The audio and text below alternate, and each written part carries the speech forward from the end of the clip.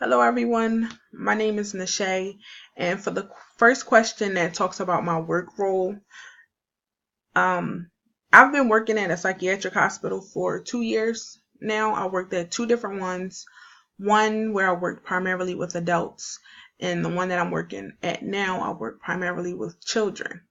And as far as the ways that I participate in a treatment team and the ways that I work with a practitioner to make a DSM-5 diagnosis is I just update everyone on any changes in behavior and what's been going on the units. I don't really work closely with the treatment team or the practitioners.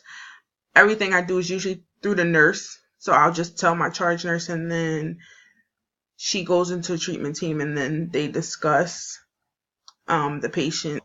The only time that I will work closely with the treatment team is if they call me into the room just to ask a specific question, but it's not really often that happens. And that's pretty much it.